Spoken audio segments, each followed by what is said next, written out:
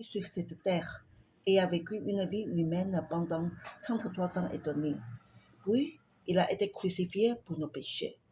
Il est mort et ressuscité et il est devenu l'Esprit qui donne la vie.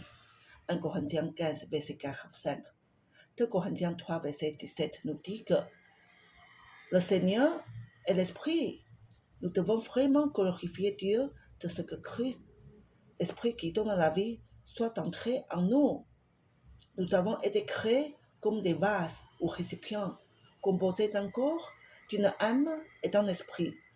C'est en notre esprit humain que Dieu, que Christ est entré en tant que l'esprit qui donne la vie. Les versets précédents montrent clairement que Dieu demeure maintenant dans notre esprit. Toutefois, n'oubliez pas que Dieu en nous n'est pas simplement Dieu, mais également Jésus-Christ. Tout ce que Christ est, tout ce qu'il a fait et tout ce qu'il a obtenu et atteint, tout cela est compris dans cet esprit qui donne la vie.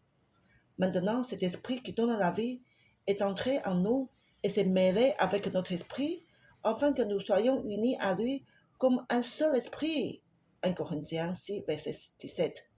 Que Dieu soit loué. Nous sommes unis avec le Seigneur dans notre esprit. Si nous savons comment nous tourner vers notre esprit, nous pouvons contacter Christ. Voilà le secret, voilà la clé.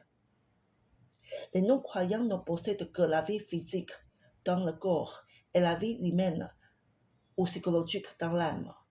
Ils ne possèdent pas la vie éternelle de Dieu dans leur esprit parce qu'ils n'ont pas reçu Christ comme la vie éternelle dans leur esprit. C'est pourquoi les non-croyants ne peuvent agir que par leur âme ou par leur corps. Avant d'avoir été sauvés, c'était notre âme qui régissait notre marche, notre vie et notre comportement. Mais maintenant, après avoir été sauvés, nous avons une nouvelle vie en nous qui est Christ lui-même et nous devons apprendre à vivre selon cette vie.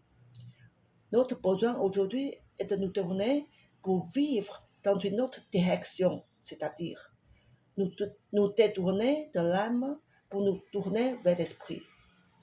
Avant d'avoir été sauvés, nous vivions dans la vie humaine et dans l'âme. Depuis que nous avons été sauvés, nous devons vivre par la vie divine dans l'esprit. Voyez-vous maintenant le besoin qu'il y a de nous tourner toujours vers notre esprit? Christ est dans notre esprit.